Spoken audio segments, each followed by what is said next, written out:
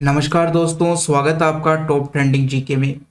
हाल ही में NTPC CBT 2 के exam 3 level में कंडक्ट कराए गए हैं, लेवल 2, लेवल 3 और लेवल 5 में। जिसमें से लेवल 2 के एग्ज़ाम है जो कुल मिलाकर 5 शिफ्ट में आयोजित कराए गए थे। तो आज हम एक लेवल 2 का पेपर डिस्कस करने वाले हैं जो 13 जून 2022 को शिफ्ट 1 में हुआ था। उसके मैथ के पेपर को डिस्कस करेंगे। स्टार्ट करते हैं अपना। सबसे पहला क्वेश्चन आपके सामने है। वीडियो कंटिन्यू करा उससे पहले मैं आपको बता दूं, जो भी कैंडिडेट ग्रुप डी एग्जाम की तैयारी करे और मॉक टेस्ट नहीं लगा रहे, तो जब आपका एग्जाम होगा, एग्जाम में सवाल मिस होने वाले हैं टाइम मैनेजमेंट के कारण। प्रैक्टिस जितनी अच्छी होगी, कॉन्फिडेंस बढ़ने वाला है, कम समय में ज़्यादा सवाल अटेम्प्ट कर पाएंगे।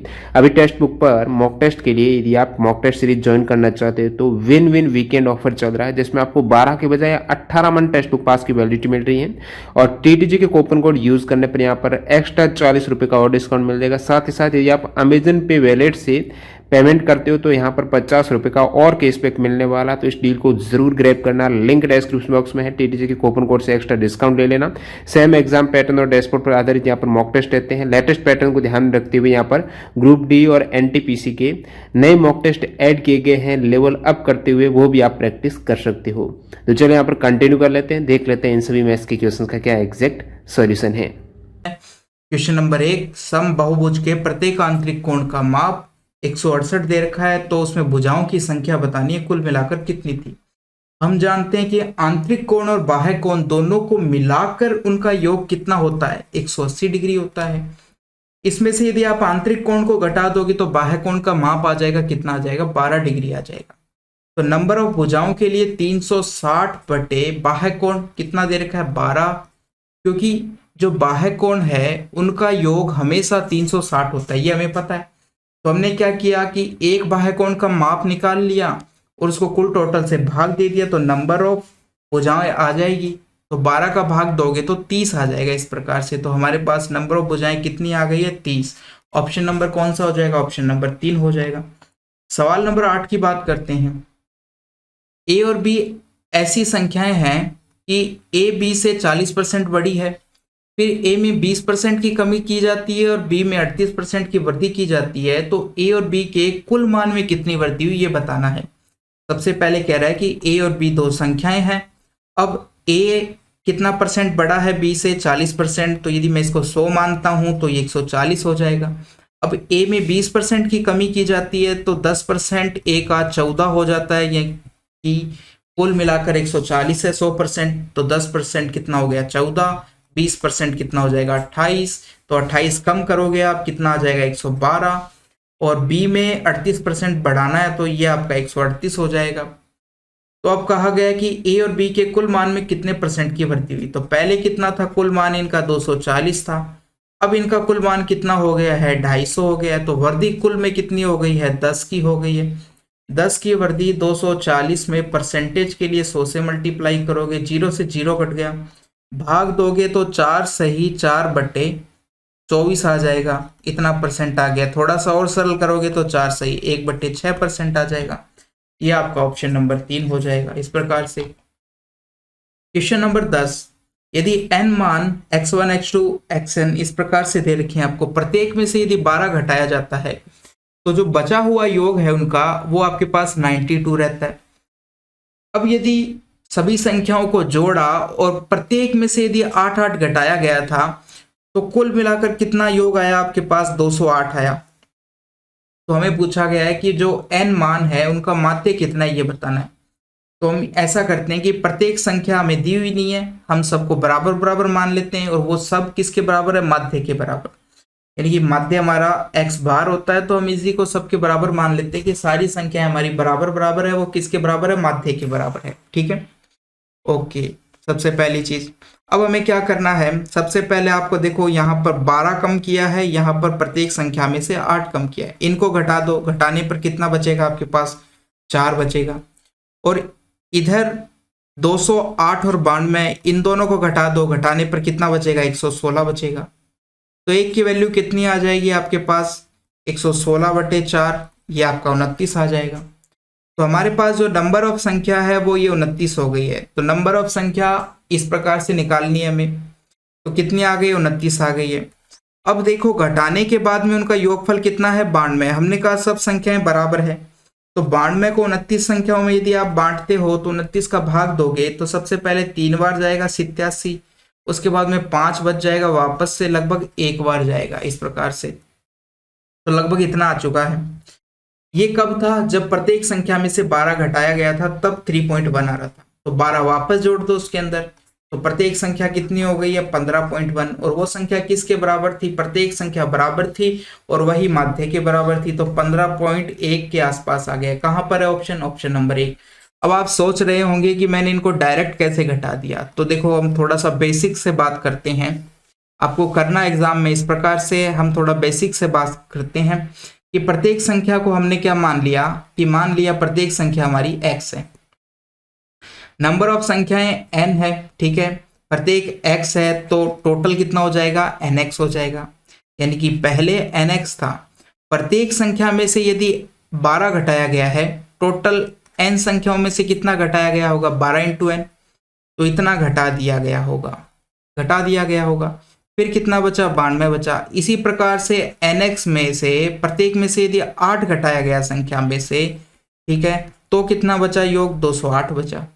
अब यदि आप 2 में से 1 को घटाओगे, ये 2 मान लिया, इसको 1 मान लिया, इक्वेशन 2 में से 1 घटाओगे तो ये आपके कट जाएंगे, इधर आपका 4n बचेगा और इधर आपका 116 बच जाएगा। इस प्रकार से नंबर ऑफ संख्याएं आपकी कितनी आ गई है 29 आ गई है। यहाँ पर मैंने इस चीज को डायरेक्ट कर दिया था, तो आपको एग्जाम में क्या करना है, डायरेक्ट करना है। लेफ्ट साइड में इन दोनों को घटाकर लिखना है और राइट साइड में 92 और 208 इनको घटाकर लिखना है। अब बाई चांस एग्जाम के अंदर एक घटाने वाला आ जाए और दूसरा जोड़ने वाला आ जाए कि 8 जोड़ने पर इतना योग आता है, तो आप क्या करोगे, राइट साइड में तो कोई चेंजेस नहीं होगा, आपको घटाना ही है। लेफ्ट साइड में बस आपको क्या करना है कि घटाने की बजाय जोड़ना पड़ेगा। यदि एक घटाने वाला आ जाए एक जोड़ने वाला आ जाए, तो अब की बार आप क्या करोगे, लेफ्ट साइड के अंदर हमें ये 12 और 8 को इस प्रकार से जोड़ना पड़ेगा। यदि एक घटाने वाला होता और एक जोड़ने वाला होता तो लेफ्ट साइड में यहाँ पे 20 आ जाता और यहाँ पर वही 116 आने वाला था राइट साइड में। तो इस प्रकार से आगे बढ़ते हैं। सवाल नंबर 12, ये आपको दे रखा है कि कुछ इस प्रकार से समानुपात में दे रखा है। देखो यहाँ पर भी x जोड़ रखा है, इसमें भी x जोड़ रखा है, इसमें भी x जोड़ रखा है, इसमें भी x जोड़ रखा है। तो देखो ऐसा सवाल हम कब करते हैं कि हम कहते हैं कि भाई 1 5 था और इधर 17 53 था। अब प्रत्येक संख्या में क्या जोड़ा जाए कि ये समानुपात में बन जाए, प्रत्येक संख्या में क्या जोड़ा जाए कि ये समानुपात में आ जाए। तो देखो इसके लिए हम क्या करते थे, प्रत्येक संख्या में x जोड़ा जाए तो ये समानुपात में आ जाएगा, यहाँ पर ये है। तो इसके लिए x की वैल्यू कैसे निकालते थे, इनको और इनको मल्टीप्लाई करके घटाते थे, क्रॉस मल्टीप्लाई करके। तो 17 को 5 से किया तो 85 हो गया, ये आपका 53 हो गया और घटाने पर कितना आ जाएगा 32 आ जाएगा। अब आपको 5 में से 1 घटाना है और इधर 53 में से 17 घटाना है, ये आपका घटाने पर कितना आ रहा है, 53 में से 17 घटाओगे तो आपका 36 आ जाएगा, इधर 4 आ जाएगा। तो अब 36 में से भी 4 घटा दो, कितना आ जाएगा 32 आ जाएगा। यानी कि 32 की वैल्यू कितनी आ रही है 32 आ रही है। तो 1 की वैल्यू कितनी आ जाएगी 1 आ जाएगी, क्योंकि 32 की वैल्यू 32 आ रही है तो 1 की वैल्यू 1 आ जाएगी। तो यहाँ से हमें पता चल चुका है कि x का मान कितना हो जाएगा 1 हो जाएगा। यानी कि प्रत्येक संख्या के अंदर हमें 1 जोड़ने पर ये समानुपात में आ जाएगी। तो x का मान हमारे पास आ चुका है 1, तो 1 यहाँ पे रखोगे तो ये संख्या 6 हो जाएगी और इसमें रखोगे तो ये संख्या 8 आ जाएगी। अब आपके पास दोनों संख्याएं आ चुकी है, इनका मध्यानुपाती आपको बताना है। मध्यानुपाती क्या होता है, अंडरूट पहली संख्या इंटू दूसरी संख्या। तो देखो पहली संख्या आपकी 6 है, दूसरी संख्या 8 है। थोड़ा सा इनको सरल करते हैं तो 8 और इसमें से 2 ये 16 हो जाएंगे, 3 बच जाएगा आपका। 16 का अंडरूट 4 होता है और अंडरूट 3। इस प्रकार से ऑप्शन नंबर आपका 1 आ जाएगा। आगे बढ़ते हैं। सवाल नंबर 13, किसी वस्तु को इतने में यदि बेचा जाता है तो 12% की हानि होती है और इतने में बेचा जाए तो कितने का लाभ या हानि होगी, ये पूछा गया है। तो देखो क्रय मूल्य यदि 100 है, 12 की हानि हुई है, उसको 12 की यदि हानि हुई है यानी कि उसने कितने परसेंट में बेच दिया है 88% में बेच दिया। तो 88% की वैल्यू कितनी दे रखी है आपको 211.20 दे रखी है। और हमें इसका मान बताना है परसेंटेज के रूप में कितना आएगा। तो पॉइंट से पॉइंट कट जाएगा, जीरो से जीरो कट जाएगा, फिर आप इसको 3 से सरल करोगे तो 704 आ जाएगा। इसको 3 से काटोगे तो 828 आ जाएगा। अब ये 11 से काटोगे तो यहाँ पे 8 आ जाएगा, ये आपका 64 आ जाएगा। 8 से फिर काटोगे तो 8 आ जाएगा।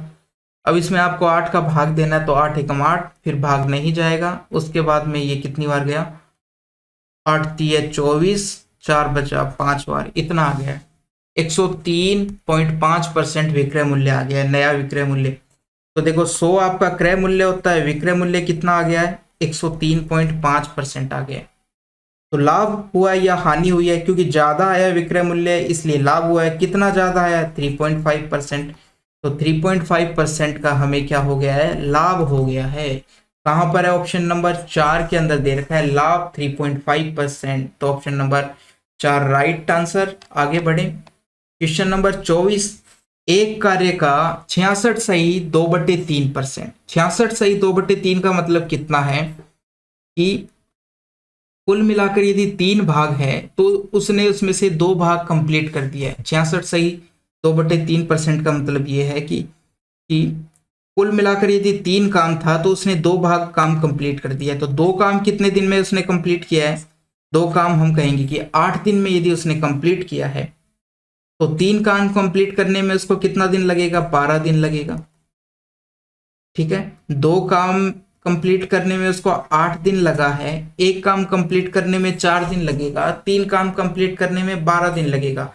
यानी टोटल काम कितना है, 3। तो 3 कंप्लीट करने में उसको कितना दिन लग रहा है, 12 दिन लग रहा है। उसके बाद में ए से 40% कम कार्यकुशल है। अब ये तो था दिन, ठीक है। अब उसने क्षमता का अनुपात दे दिया आपको, ये ना बी ए से कितना 40% कम कार्यकुशल है। कि ए यदि 100 करता है तो बी कितना करता है, 40 कम यानी कि 60 करेगा। थोड़ा सा सरल करोगे तो ये 5:3 आ जाएगा। यानी कि ए की क्षमता का अनुपात आया है 5 और बी का आ गया है 3। ये आ गया आपके पास। अब सबसे पहले हमें कुल टोटल काम निकालना है। कैसे निकालोगे कुल टोटल काम, हमें ए का दिन भी दे रखा है और क्षमता भी दे रखा है, दोनों को मल्टीप्लाई कर दो 60 आ जाएगा। तो ये कुल टोटल काम आ गया। अब वो कह रहा है कि ए और बी दोनों मिलकर 5 दिन तक एक साथ काम करते हैं और फिर काम को छोड़ देते हैं, फिर शेष काम को सी 6 दिन में निपटा देता है। तो ए और सी कुल मिलाकर कार्य को कितने दिन में पूरा करेंगे, ये पूछा गया।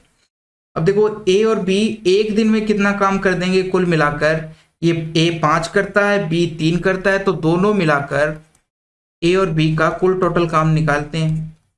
एक दिन में कितना कर रहे हैं, ये 8 कर रहे हैं दोनों मिलकर।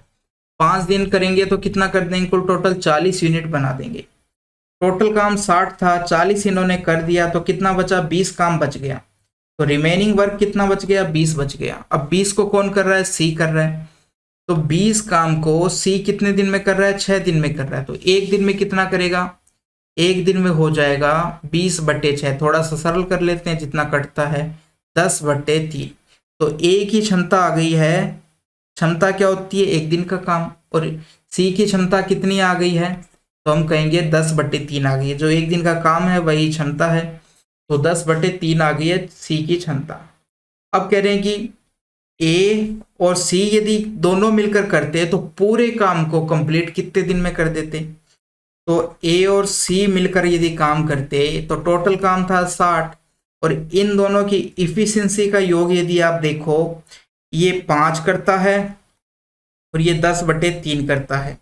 एलसीएम 3 आया, 15 25 इतना आ जाएगा। तो 25/3, ठीक है। तो इतना दिन लगेगा। सरल करोगे आप, सरल करोगे तो 5 से काटोगे ये जाएगा आपका 12 बार, 5 से काटोगे तो ये 5, 12 36/5। थोड़ा सा सरल करोगे तो 7 बार जाएगा सबसे पहले, और 35 1/5 बच जाएगा। 7 सही 1/5 दिन लगेंगे। ऑप्शन नंबर कौन सा आ गया, एक आ गया।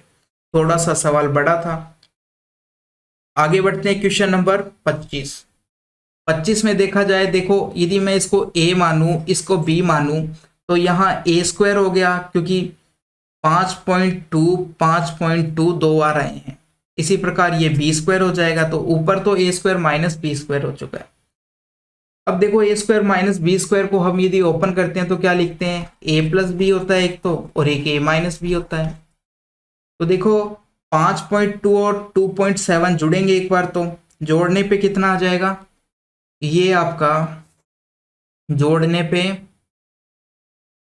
9, 7.9, 7.9 आ जाएगा जोड़ने पे तो, और घटाने पे कितना आ जाएगा, घटाने पे आ जाएगा आपका 5.2 से 2.7 यदि घटाया जाता है तो 5, 3, 2, 2.5 आ जाएगा। तो ऊपर इतना आ गया है, और नीचे भी आपको देखो कितना दे रखा है, 7.9 इंटू 2.5, यानी कि इसका मान कितना आ जाएगा, 1 आ जाएगा, 1 आ जाएगा।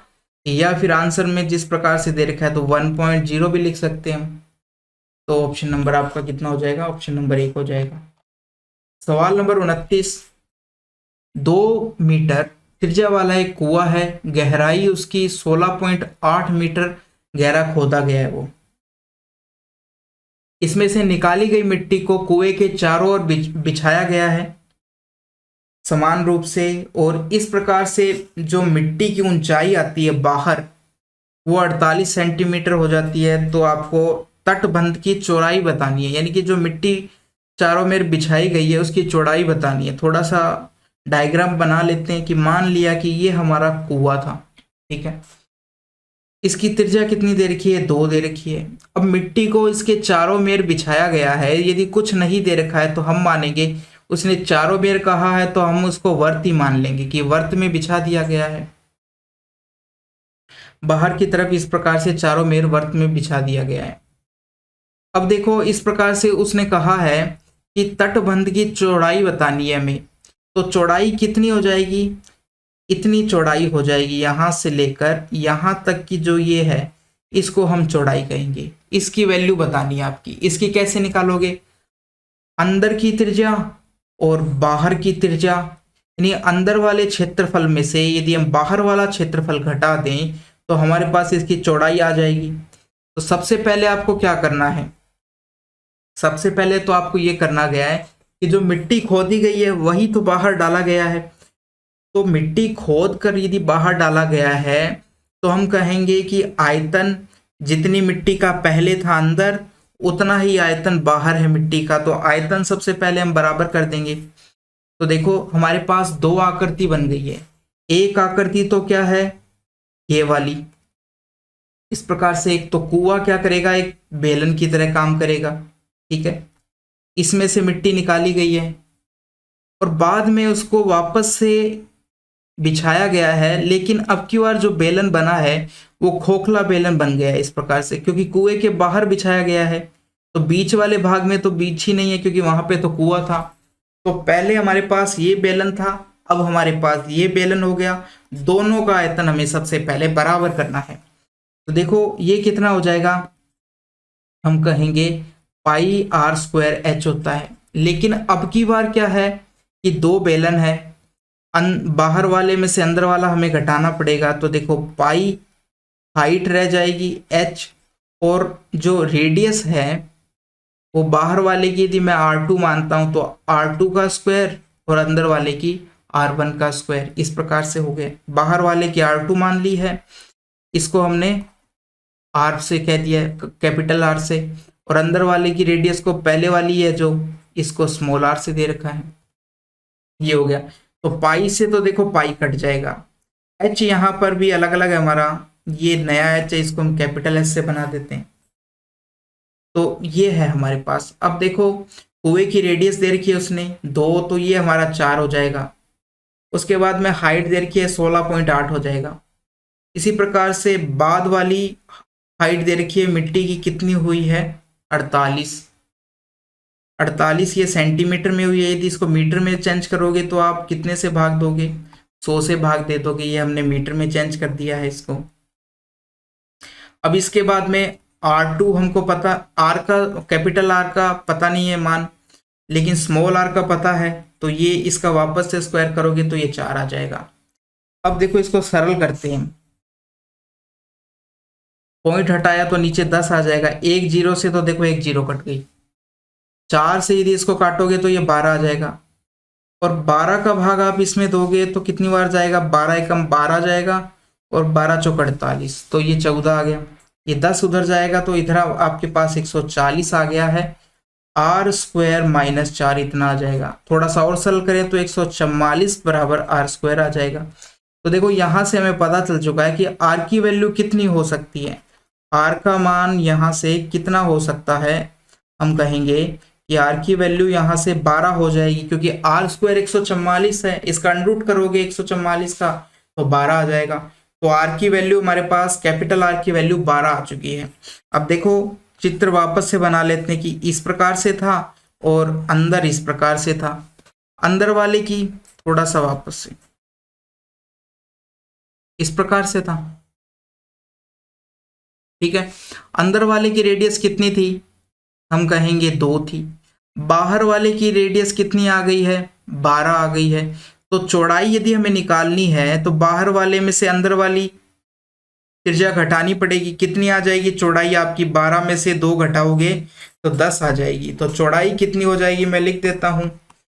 चौड़ाई जो बाद में मिट्टी बिछाई गई है उसकी चौड़ाई कितनी हो जाएगी, 12 माइनस 2 बराबर 10 मीटर। ये आ जाएगा। ऑप्शन नंबर कौन सा हो जाएगा, ऑप्शन नंबर 3 हो जाएगा। इस प्रकार से सवाल नंबर 41, एक शंकुकार मकबरे के आधार का क्षेत्रफल आपको 616 दे रखा है, इसकी ऊंचाई 48 दे रखी है, इसके वक्र पृष्ठीय क्षेत्रफल पर प्लास्टर करने की लागत आपको 150 रुपये प्रति मीटर स्क्वायर दे रखा है, तो कितनी लागत आएगी ये पूछा गया।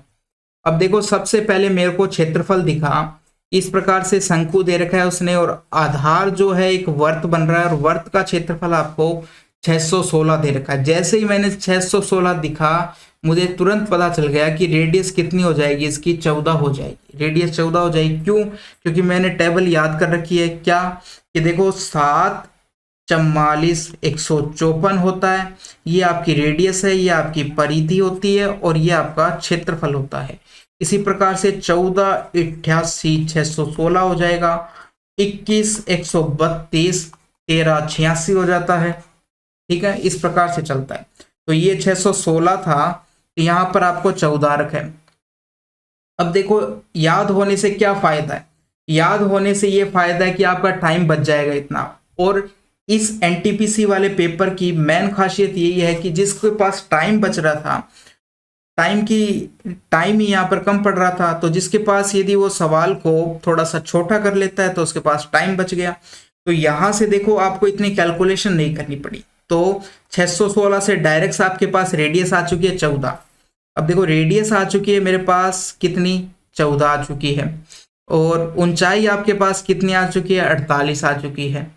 और मुझे अब ये तिर्यक ऊंचाई निकालनी है, तो देखो इसको भी मैं सॉल्व नहीं करूंगा, इसको काटने की कोशिश करूंगा। 2 से कट रहा है 7 आएगा, इसको 2 से काटूंगा तो 24 आ जाएगा। अब आपको पता चल चुका है ये 7 है ये 24 है, तो ट्रिपलेट बन रहा है हमारा 7 24 25, ये होता है ट्रिपलेट, 7 24 25 होता है। तो ये 7 है ये 24 है, तो ये कितना हो जाएगा, 25 हो जाएगा। तो यहाँ पर 24 कितने से काटा था हमने, 2 से, तो वापस इसको 2 से मल्टीप्लाई करना पड़ेगा 50, ठीक है, क्योंकि ये सब भुजाएं 2 गुना है। ये 14 है, ये 48 है, तो ये हमारी 2 गुना 50 हो जाएगी। तो ये 50 हो गई। तिर्यक ऊंचाई आपके पास आ चुकी है। अब हमें वक्र पृष्ठ का क्षेत्रफल निकालना है। वक्र पृष्ठ का क्षेत्रफल कितना होता है, वक्र पृष्ठ का क्षेत्रफल, मुझे टाइम इसलिए लग रहा है कि मैं आपको समझा रहा हूं, पाई आर एल होता है, ठीक है। पाई की वैल्यू कितनी दे रखी है उसने, 22/7 लेनी है हमें। आर का मान कितना लेना है, 14 लेना है, और एल का मान 50 लेना है। 7 से काटोगे, और साथ में आप यदि आपको ये प्लास्टर लागत की दर निकालनी है तो इससे भी आप मल्टीप्लाई कर दो 150 रुपये, तो ये लागत डायरेक्ट हो जाएगी, क्योंकि हमें लास्ट में भी मल्टीप्लाई करना ही पड़ेगा। तो 7 से यदि आप काटते हो तो ये 2 बार आ जाएगा, और अब इन सबको मल्टीप्लाई करना है। तो ये 2 को 50 से करोगे तो ये 100 हो जाएगा, ये आपका कितना बन जाएगा, 100 बन जाएगा। और ये 150 को यहाँ 2 से करोगे तो ये आपका 300 बन जाएगा। तो यहाँ से हमने कर दिया। अब आपके पास ये 100 है, ये 300 है, एक 11 है, 3 संख्याएं बची है, 11 बचा है, 100 बचा है, 300 बचा है। इनको मल्टीप्लाई करोगे तो 3 और 4 जीरो आ जाएगी, इतना आ जाएगा। तो 3,30,000 इतनी लागत आ जाएगी। ऑप्शन नंबर आपका कौन सा हो जाएगा? 4 हो जाएगा। आगे बढ़ते हैं, क्वेश्चन नंबर 43। 36 भाग इतना दे रखा है, इसको सरल करना है। तो सबसे पहले अंदर वाले ब्रैकेट से स्टार्ट करो। अब देखो स्टार्ट करते हैं, यहां से सरल करोगे तो कितना आएगा? -4 आएगा। अब 4 में -4 का भाग दोगे तो -1 आ जाएगा, और 3 से मल्टीप्लाई करोगे तो -3 आ जाएगा। -3 और कितना बचा अब आपके पास? यहाँ पर -3 बचा और 6, सबसे अंदर वाले ब्रैकेट में इतना मान बचा। इसको सरल करोगे तो कितना आ जाएगा आपके पास? 3 आ जाएगा, यानी प्लस का 3 बाहर आया है पहले वाले ब्रैकेट से। प्लस का 3, अब इसका मान हमने निकाल लिया है, कितना आ गया? इस पूरे ब्रैकेट का यहां से लेकर यहां तक 3 आया है। यहां पर आपके पास 4 × 3, तो ये आपके पास मान हो गया 12। यहां तक का मान 12 आ गया है, 12 आ गया है। अब 12 में आपको भाग देना है 3 का। तो अब देखो हम बचे हुए मान को लिख लेते हैं, इसको भी सॉल्व कर दो यही कि 36 में किसका भाग दिया गया है? 8 × 24, 24 का भाग दिया गया है। -3 में किसका भाग दिया गया है? 12 का भाग दिया गया है। इस प्रकार से यदि मैं इसको सरल करूं, थोड़ा सा 2 से काट देता हूं हर को बराबर बनाने के लिए, तो यहाँ पर 12 बचेगा, यहाँ 18 बच जाएगा। आपके पास क्या आ गया? नीचे तो 12 आ जाएगा, 18 में से 3 जाएगा तो ऊपर 15 आ जाएगा। थोड़ा सा और सरल करते हैं, 3 से काटोगे तो 5 4 आ जाएगा। कितना आएगा? 1.25 होता है। किसके बीच में लाई करेगा? तो ऑप्शन नंबर 4, 1 और 1.3 के बीच में लाई करेगा 1.25। इस प्रकार से ऑप्शन नंबर 4 हो गया है। सवाल नंबर 46। अब देखो इसमें क्या करना था, ये जो इक्वेशन दी गई है सबसे पहले इसको सरल करना था। कैसे करोगे?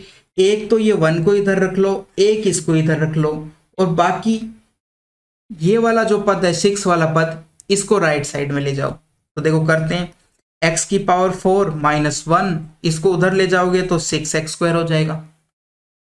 ठीक है, अब x² है, इसको नीचे लिया वापस से, तो इधर बचेगा आपका x की पावर 4 बटे x², और ये आपका x की पावर स्क्वायर इस प्रकार से आ जाएगा, और इधर 6 आ जाएगा। अब थोड़ा सा सरल किया तो इधर क्या हो गया? x² - 1/x² बराबर 6 आ गया है। x² - 1/x² बराबर 6 आ गया है। तो सबसे पहला काम ये करना था, और ये चीज आपको है ना पहले से पता होनी चाहिए कि देखो यदि हमारे पास एक इक्वेशन है जिसमें यहाँ पर पावर डबल है, यहाँ पर पावर बिल्कुल भी नहीं है, यानी x का मान ही नहीं है यहाँ पे, और यहाँ पर पावर 1 है या 2 है, और यहाँ पर उसकी डबल है, तो ये जो 6 होगा वही किसका मान हो जाएगा? x² - 1, x² - 1/x² का मान 6 हो जाएगा। ठीक है, ये आपको पता होना चाहिए कि जो बीच वाला पद होता है इसी का जो गुणनफल है वही मान होगा इसका। यह चीज आपको पता होनी चाहिए, या तो आप देखते ही ऐसे वैल्यू पता कर लो कि 6 होगा इसका मान। ठीक है, x² - x² = 6 के बराबर होगा। ये बार बार आप प्रैक्टिस करोगे तो आपको पता चलने लग जाएगा। तो पहली चीज ये है, यहाँ से टाइम बचेगा। ठीक है, और ये यदि आपको पता नहीं है तो आप इसका मान ऐसे भी नहीं निकाल सकते। तो पहली चीज ये होगा। अब हमें देखो यदि ये मान आ गया है तो इसके बाद में हमें मान निकालना है कि एक तो निकालना है हमें क्यूब, या देखो और भी इसको आसान कर देते हैं थोड़ा सा कि आपको और अच्छे से पता चलने लग जाए। मैं क्या करता हूं कि x² को मैं y मान लेता हूं। x² को क्या मान लिया मैंने माना x² बराबर y है, तो ये आपका हो जाएगा y² माइनस ये y - 1 बराबर 0। इस प्रकार से दिखाई देगा। अब देखो हमें पता चल चुका है कि हम सरल करेंगे इसको, तो ये y - 1/y बराबर मेरा कितना आ जाएगा? 6 आ जाएगा, इतना आ जाएगा। यदि इधर रखा है तो इधर भी रखना पड़ेगा, तो यहां से वैल्यू कितनी आ जाएगी? अब यहां से वैल्यू कितनी आ जाएगी? हम कहेंगे y की पावर क्यूब माइनस y की पावर -क्यूब, ये आ गया। और यहाँ पर x आपका स्क्वायर, x² क्या y, वाई स्क्वायर प्लस इसका मान हमें निकालना है। ठीक है, अब आपके पास y माइनस 1/y का मान 6 दे रखा है, तो सबसे पहले आप क्यूब वाले का मान निकाल लो या स्क्वायर वाले का निकाल लो। Y square plus 1/y square, इसका मान कितना आ जाएगा? तो यदि ये k के बराबर है तो ये k स्क्वायर माइनस 2 यानी कि 36 प्लस 2। ठीक है, क्योंकि माइनस है यहाँ पे प्लस है, तो ये 36 प्लस 2 हो जाएगा, कितना आ जाएगा? ये 38 मान आ चुका है। क्यूब वाला निकालते हैं। क्यूब में कितना आएगा? 6 का क्यूब, यानी ये होता है k क्यूब माइनस 3k होता है फॉर्मूला। k की वैल्यू 6 दे रखी है, तो ये 216, यहाँ पे माइनस नहीं प्लस आएगा। यदि यहाँ पे माइनस है, यहाँ पे माइनस है, तो यहाँ प्लस आएगा। 216 प्लस कितना आ जाएगा? 6 × 18, ये किसके बराबर हो जाएगा? 234 के बराबर हो जाएगा। अब आप वैल्यू रख दो यहाँ पर, यहाँ आएगा 234, यहाँ 3 × 38, इस प्रकार से हो जाएगा। ये 234 हो गए, 38 को 3 से मल्टीप्लाई करते हैं तो 114 आ जाएगा, घटाने पर मान कितना आ जाएगा? 120 आ जाएगा। इस प्रकार से ऑप्शन नंबर 3 आ जाएगा। तो देखो सवाल थोड़ा सा हार्ड है, और ऐसे सवाल एसएससी के अंदर आते थे पहले, अभी तक ऐसा सवाल मैंने रेल के अंदर नहीं देखा है अभी तक। तो इस बार इन्होंने रेल के अंदर भी पेपरों को पूरा का पूरा पैटर्न चेंज कर दिया है, कहीं पे कैलकुलेशन हार्ड कर दी है, कहीं पे एसएससी वाली कैलकुलेशन कर दी है। तो इस प्रकार से आगे बढ़ते हैं सवाल नंबर 48 की तरफ। निम्न व्यंजक को सरल करना है, इसको तो बस आपको काटा पीटी करनी है, जितना जल्दी करोगे उतना। अब देखो यहाँ पर लास्ट में 8 आ रहा है, इधर भी 8 आ रहा है, 4 से काटते हैं सबसे पहले इनको। 4 से यदि इसको काटोगे, अलग से काट लेते हैं, देखो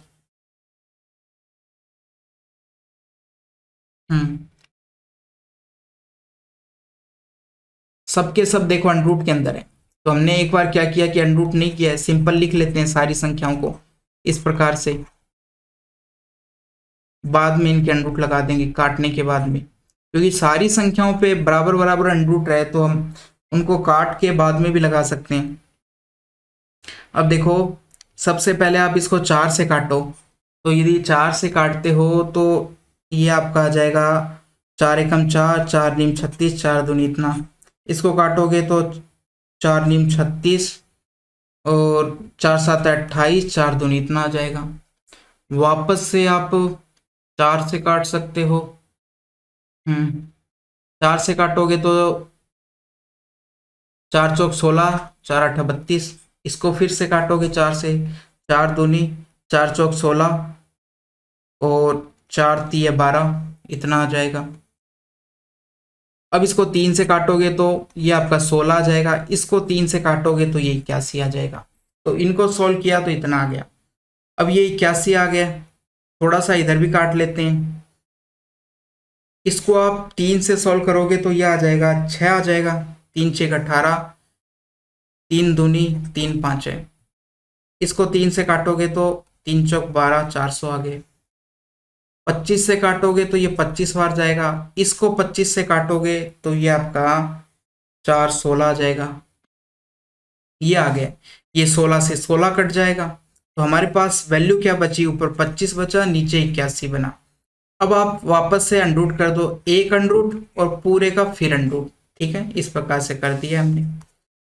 तो सबसे पहले अंडर वाला अनरूट खोलोगे तो कितना आएगा आपके पास? 5/9 आ जाएगा, इतना मान आ जाएगा। वापस से अनरूट, तो 5 का अनरूट तो अनरूट 5 ही रहेगा, और 9 का कितना हो जाएगा? 3 हो जाएगा। तो अनरूट 5/3 जहां पर है वो हमारा आंसर हो जाएगा। ऑप्शन नंबर कौन सा हो गया? ऑप्शन नंबर 3 हो गया। सवाल नंबर 51, 540 रुपए पर 6% की वार्षिक दर से 3.5 वर्षों में प्राप्त होने वाला साधारण ब्याज ज्ञात कीजिए। साधारण ब्याज निकालना है, राशि कितनी है? 540। 540। अब साधारण ब्याज निकालना, तो ये तो सिंपल सवाल हो गया कि 6% दे रखा है और साल कितना है? 7.5, 7.5 क्या 3 सही, 3.5 ईयर। बस ये निकालोगे, इसको सॉल्व करोगे, आपका आंसर आ जाएगा। 0 से 0 काट दिया, 2 से इसको काटोगे तो 3 आ जाएगा। ये 21 हो गया, 21 चौका 84, 8 आई हासिल, 21 पाँचा 105 और 113 हो जाएगा। इस प्रकार से इतना आ जाएगा। ऑप्शन नंबर कौन सा होगा? 1 हो जाएगा। इसमें तो टाइम ही नहीं लगना चाहिए। सवाल नंबर 52 की बात करते हैं। 5700 को 10% वार्षिक चक्रवृद्धि ब्याज पर 2 वर्ष के लिए निवेश किया जाता है, जिस पर ब्याज की गणना वार्षिक चक्रवृद्धि आधार पर की जाती है, तो परिपक्व के बाद में मिश्र धन कितना मिला ये बताना है। तो देखो 2 साल का हमें मिश्र धन निकालना है। दर आपको दे रखी है 10%। तो देखो हम कहेंगे कि 10% को भिन्न में क्या लिख सकते हो? 1/10 इस प्रकार से लिख सकते हो। तो हम कहेंगे कि 10 पर 1 की वृद्धि हुई तो कितनी हो गई? 11 एक साल में राशि। 2 साल की बात करो तो इसका स्क्वायर कर दो, 100 हो जाएगा। इसका स्क्वायर कर दोगे 121। 2 साल में एक राशि 100 से कितनी हो जाती है? 121 हो जाती है। 100 की वैल्यू आपको 5700 दे रखी है, तो यहाँ से 1 की वैल्यू कितनी हो जाएगी? 1 की वैल्यू 57 हो जाएगी। तो 121 की वैल्यू कितनी हो जाएगी? 57 से इसको मल्टीप्लाई करना है बस, अब और कुछ नहीं बचा है। देखो 21 से 100 से, इसका मतलब क्या है? 121 को 57 से मल्टीप्लाई करना है आपको। सबसे पहले 100 से करोगे तो कितना आ जाएगा? 5700 आ जाएगा। 21 से करोगे तो कितना आ जाएगा? 21 आता है 147 होता है। 14 हासिल आ गई, 14 हासिल आ गई। 21 पाँचा 105 होता है, तो ये आपका कितना आ गया? 119 आ गया है। 119, 7 9 और यहाँ से 8 6 इतना। तो मिश्र धन कितना हो गया है? 6897 रुपए हो गया। Option number 2। इस प्रकार से ये सवाल हो जाएगा। सवाल नंबर 53। दो संख्याओं का अनुपात 11:4 दे रखा है। महत्तम समाप्त प्रत्यय यानी कि एचसीएफ आपका 16 दे रखा है। संख्याओं का योग बताना है, तो इन दोनों को जोड़ो 15 और एचसीएफ से मल्टीप्लाई कर दो 240। यही आपका आंसर हो गया। अब देखो थोड़ा सा समझने की कोशिश करते हैं। ये तो आंसर आ गया है। एग्जाम में इस प्रकार से करना है आपको बस तुरंत। देखो माना एक संख्या ax है और दूसरी bx है। एचसीएफ क्या होता है? दोनों के अंदर जो कॉमन पार्ट है वो आपका एचसीएफ होता है, यानी कि जो x इसमें भी है इसमें भी है, तो ये आपका x आ गया। अब संख्याओं को यदि जोड़ना है हमें, ax प्लस bx यदि आप करते हो तो x तो कॉमन आ जाएगा a प्लस b, और a प्लस b क्या है? वो जो दोनों जो रेशियो है वो है, और x क्या है? आपका एचसीएफ है। तो आप जो रेशियो है उसको जोड़ दो और एचसीएफ से मल्टीप्लाई कर दो, तो ये आपका डायरेक्ट दोनों संख्याओं का योग आ जाएगा। इस प्रकार से कर सकते हो, ठीक है। तो ये कॉन्सेप्ट हो गया। आगे से आपको ध्यान रखना है, अनुपात जोड़ा सीधा, एचसीएफ से मल्टीप्लाई कर दिया। यदि एलसीएम निकालना होता है तो क्या होता है? एलसीएम क्या होता है? जो कॉमन पार्ट होता है, यानी कि एक्स तो आएगा ही, एचसीएफ तो आएगा ही, बाकी जो दोनों बचे अनुपात वो भी, यानी इन तीनों का गुणनफल होता है एचसीएफ। किस किस का? एचसीएफ का, और बाकी जो दो अनुपात बचे इन तीनों का गुणनफल होता है एचसीएफ। ये दोनों चीज याद कर लो। एचसीएफ क्या होता है? कॉमन पार्ट होता है। एलसीएम क्या होता है? कि तीनों चीज का गुणनफल। तीन चीज क्या क्या? एचसीएफ और जो दो अनुपात होते हैं बचे हुई संख्या में, जो दो अनुपात बचे इन तीनों का गुणनफल होता है। तो यदि ये चीजें आपको पता है तो आप जो एचसीएफ एलसीएम के सवाल है उनको मैं कहीं पर भी नहीं अटकेंगे। सवाल नंबर 57। इसमें देखो आपको लगभग के अंदर आंसर निकालना है, तो क्या करेंगे हम? इसको मान लेते हैं सबसे पहली संख्या को 18, इसको मान लेते हैं 178, और जिसको निकालना है उसको x मान लिया, इसको मैं मान लेता हूं 170, ठीक है। अब देखो इधर 178 है, 170 है, आपको देखो ये लिखना नहीं है, वहीं पे डायरेक्ट करना है। इसको 170 माना, इसको 178 माना। यदि ये जाएगा घटेगा, यहाँ कितना बच जाएगा? केवल 8 बच जाएगा। 18 + 8 कितना हो जाएगा? 26 आ जाएगा। तो ये 26 आपका डायरेक्ट इस प्रकार से आंसर आ गया। x उधर चला जाएगा तो x की वैल्यू 26 आ गई। ऑप्शन नंबर 4 हो जाएगा। तो ये सवाल आप यहीं पे डायरेक्ट करना है आपको, यानी कि इसको हमने 170 माना, ये 178 है, 170 78 इधर 8 बच गया, 8 और 18 कितना हो जाएगा? 26। इस प्रकार से सवाल नंबर 58। निम्न व्यंजक को सरल करना है। इसको सरल कैसे करोगे आप? सबसे पहले ब्रैकेट को सरल करो, एलसीएम लोगे तो कितना आएगा? 6 आ जाएगा। 21 - 5 यानी कि 17/6 आ गए। 17 बटे क्या? 16/6 आ गया। 16/6 थोड़ा सा और सरल हो जाएगा, कितना आएगा ये 8/3 आ जाएगा। 8/3 आ गया तो हम लिखते हैं इतना हो गया। 4/9 था ये।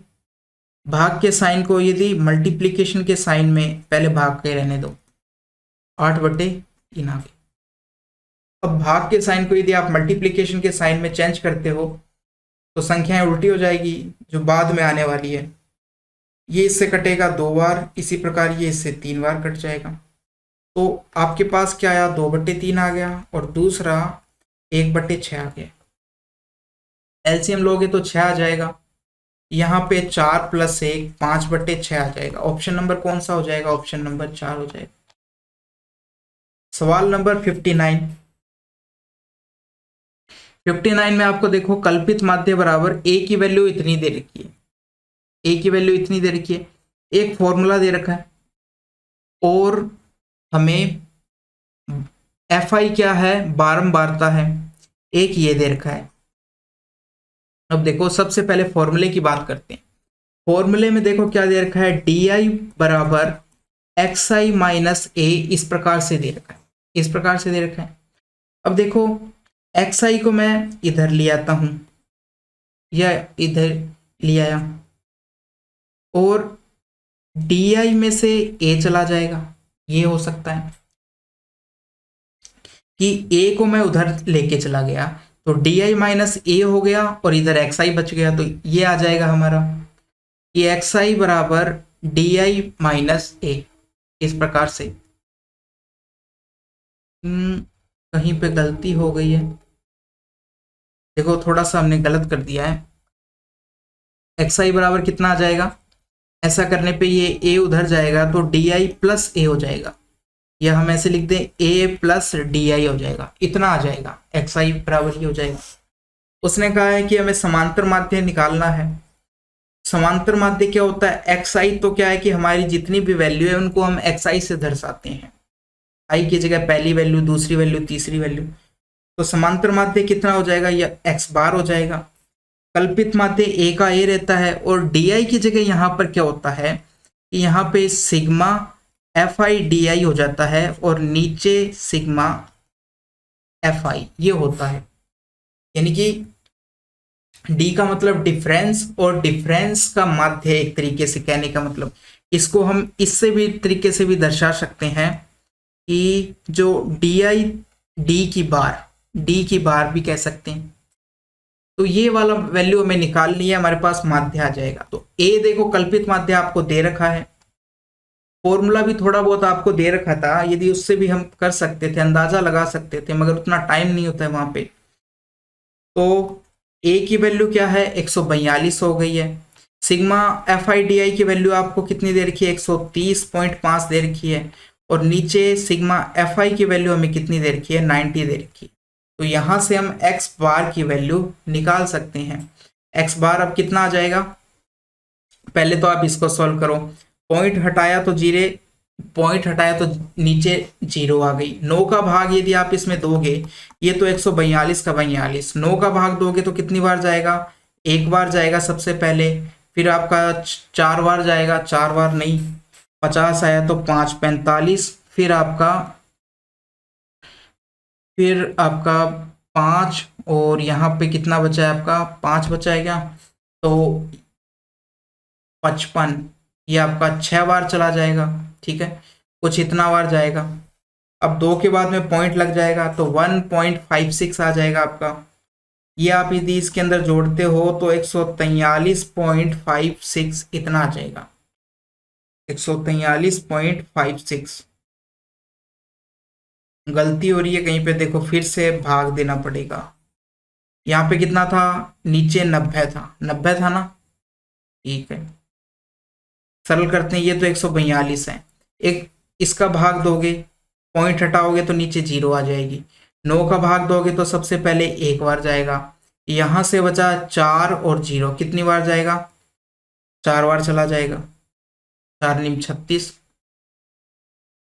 36 चला गया। उसके बाद में यहाँ पे कितना बचा, 36 और 4 5, अब की और 5 बार जाएगा, इतना आएगा और 2 के बाद पॉइंट लग जाएगा, 1.45 हो जाएगा। इसको यदि आप इसके अंदर जोड़ते हो, ये आपका आएगा 143.45 इतना मान आएगा।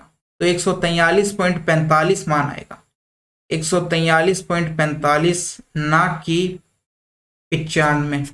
95 नहीं आएगा, 45 मान आएगा। ऑप्शन नंबर 3 होगा, मगर यहाँ पर 4 आने पर बाकी आप एक बार चेक करना इसको कि यहाँ पे 4 आ रहा है या 9 आएगा। 9 का भाग देने पे तो इतना ही आएगा, क्योंकि 9 की बात करते हैं तो 81 बार तो कैसे भी नहीं जाएगा ये। तो 143.45 आएगा मान इसका, न कि 95। यहाँ पर गलत दे रखा है, आंसर यहाँ पे लिख देता हूँ मैं कि ऑप्शन 5 और इसमें है 45, ये होगा। सवाल नंबर 65 की बात करें। 10 सेंटीमीटर त्रिज्या वाले एक चौथाई वर्त का परिमाप ज्ञात कीजिए। अब देखो वर्त कितना है, केवल चौथाई भाग है, इसका परिमाप कह दो, परिधि कह दो, वो आपको निकालना है। तो किस किस का निकालना पड़ेगा। रेडियस उसने 10 दे रखी है, तो ये वाली भुजा 10 हो गई, ये वाली भुजा 10 हो गई। केवल अब इसका जो ये चौथाई वर्त बचा है उसकी वैल्यू हमें निकालनी पड़ेगी, और तीनों को जोड़ देंगे तो हमारे पास परिमाप आ जाएगा। तो सबसे पहले पूरे सर्किल का परिमाप कितना होता है, 2πr होता है, ठीक है। अब ये चौथाई है तो इसको आप 4 से डिवाइड कर दो तो कितना बचा आपके पास, πr/2 इतना आ जाएगा। ये चौथाई वर्त का परिमाप आ चुका है आपके पास। वैल्यू निकालेंगे तो हमें पाई की वैल्यू दे रखी है कि 3.14 रखनी है, आर का मान 10 रखना है और बटे 2 है। एक पॉइंट से 0 कट जाएगी तो एक पॉइंट यहाँ से रख जाएगा। 2 से यदि आप काटोगे तो 2 एकम 2, 2 5 है और 7, इतना आ जाएगा 15.7 मान आ जाएगा। इसका मान 15.7 आ जाएगा। तो ये 15.7 हो गया, ये 10 हो गया, ये 10 हो गया, तीनों को जोड़ दो आप, तो तीनों को जोड़ने पे कितना आ जाएगा, 35.7 आ जाएगा। ऑप्शन नंबर कौन सा होगा, ऑप्शन नंबर 2 हो जाएगा। इस प्रकार से सवाल नंबर 68, इसके अंदर यदि आप देखते हो तो आप ना वैल्यू पुटिंग से करने की कोशिश करो कि 1 बनाने की कोशिश करो कि क्या वैल्यू रखें कि 1 आ जाए। अब आपको देखो यहाँ पर कोई भी चीज़ स्क्वायर में नहीं है, स्क्वायर में नहीं है तो हम यहाँ पर अंडरूट वाला मान तो रख ही नहीं सकते, यानी कि 45 भी नहीं आएगा साइन का मान, और 60 डिग्री भी नहीं आ सकता क्योंकि उसमें भी √3/2 आता है। तो ये वाली वैल्यू तो नहीं आ सकती। वैल्यू में रखनी है 0 से 90 के बीच में, सारी पॉजिटिव होती है, तो घटने की तो कोई सवाल नहीं है। अब हमारे पास जो बचा है, यदि आप 0 रख देते हो तो यहाँ पे अनंत हो जाता है, तो एक ही वैल्यू बची है आपके पास, क्या, 30 रखोगे तो यहाँ पे 1/2 आ जाएगा। और यहाँ पे कितना होता है, कोसेक का मान कितना होता है, 2 होता है, तो 2 से इसको काटोगे तो ये 1/2 + 1/2 = 1 आ जाएगा। इस प्रकार से कितना आ जाएगा, थीटा बराबर आपका 30 डिग्री हो जाएगा। ऑप्शन नंबर 2 हो जाएगा। सवाल नंबर 72, 30% चीनी वाले एक विलयन की 90 ml मात्रा में कितना पानी मिलाया जाना चाहिए ताकि विलयन में चीनी की मात्रा 17.1% हो जाए। पहले विलयन कितना था, 90 ml था, बाद में हम मान लेते हैं कि x था, जो पानी मिलाने के बाद में हम मात्रा मान लेते हैं, कुल टोटल मात्रा विलयन की x थी, ठीक है। तो पहले चीनी कितनी थी, 90 की 38%, यानी कि 38% किसकी, या ऐसे लिखो, देखो सबसे पहले 90 का 38% थी पहले। चीनी तो देखो बराबर है, पहले भी उतनी रहनी थी, अब भी इतनी रहनी है क्योंकि पानी मिलाया केवल, चीनी की मात्रा तो चेंज नहीं होनी है। पहले थी 90 का 38%, अब है x का 17.1%, 17.1%। बस इस इक्वेशन को आपको सॉल्व करना है। परसेंटेज से परसेंटेज का साइन कट जाएगा तो 90 × 38 बचेगा, इधर x × 17.1 इतना बचेगा। पॉइंट हटाओगे तो नीचे 10 आ जाएगा। अब 19 से काटोगे तो ये 2 बार जाएगा, और इसको यदि आप सॉल्व करते हो 19 से, ये 9 बार जाएगा। तो x में देखो क्या क्या बचा, 90 बचा, 2 बचा, 10 ऊपर जाएगा, 9 नीचे आएगा। सॉल्व करोगे तो ये 10 आ जाएगा, कितना बचा, 100 और 200, यानी कि मिश्रण बाद में कितना हो गया, बाद में 200 हो गई है मात्रा। x की वैल्यू कितनी आ गई है, बाद में 200 हो गया है। स्टार्टिंग में कितना था, 90, बाद में कितना हो गया, 200, बाद में 200। तो कितना पानी मिलाया, यानी कि इन दोनों का जो अंतर है उतना पानी मिलाया गया। कितना आएगा? 110 पानी मिलाया गया, 110 ml, ऑप्शन नंबर 3। इस प्रकार से सवाल नंबर 75। अब देखो 5 से आपका 5 कट जाएगा, ये 5 और 5 कट गया, फिर बचा आपके पास 5 + 5 - 5, तो बस ये आपस में घट जाएंगे, तो कितना बचा? 5 बचा, ऑप्शन नंबर 4। ये तो एकदम सरल था। सवाल नंबर 76। एक लंबवर्तीय बेलन के आधार की त्रिज्या और ऊंचाई का अनुपात 3:2 दे रखा है। ठीक है, यदि अनुपात 3:2 है तो हम इसको मान लेते हैं 3x हो गया त्रिज्या, और ऊंचाई कितनी हो गई है? 2x हो गई। आयतन आपको इतना दे रखा है और बेलन का वक्र पृष्ठ का क्षेत्रफल ज्ञात करना है। सबसे पहले आयतन का फॉर्मूला लगाओ, πr²h, πr²h, ये कितना दे रखा है? 404, इतना दे रखा है। यहाँ पर वैल्यू रखोगे 22/7, 3 इतना हो जाएगा, और ये आपका 2x हो जाएगा। थोड़ा सा सरल करोगे, 3 3 9 2, ठीक है। अब देखो 9 से काटने की कोशिश करते हैं इसको। 9 से यदि आप काटोगे तो कितना आ जाएगा? 9 दूनी 18 आ जाएगा, 9 एकम 9 आएगा, फिर 50 बचा तो 9 5 45, और फिर 6, इतना आ गया। 9 से काट दिया। अब 4 से काट दो, क्योंकि 2 इसमें भी है और 22 में भी 2 है, तो 4 से काटोगे तो कितना आएगा? 4 5 20, 4 3 12, 4 9 36, इतना आ गया। अब आपके पास 11 बचा, 11 से काटोगे तो 11 से कितनी बार जाएगा? 4 बार जाएगा, फिर 9 बार जाएगा, इतना आ गया। अभी इससे भी कट गया, इससे भी कट गया, सबसे कट गया, तो यहाँ पे बचा x³ 49, और इस 7 को भी उधर ले जाता हूँ, तो x की वैल्यू कितनी आ जाएगी? 7 आ जाएगी। x की वैल्यू यदि 7 आ गई है तो हमारे पास 3x और जो 2x था, यानी कि ये रेडियस थी, ये हाइट थी, तो रेडियस कितनी हो जाएगी? ये आपका 21 हो जाएगा, हाइट आपकी 14 हो जाएगी। अब हमें क्या निकालना है? वक्र पृष्ठ का क्षेत्रफल निकालना है। वक्र पृष्ठ का क्षेत्रफल निकालना है, वो कितना आएगा? फॉर्मूला होता है 2πRh।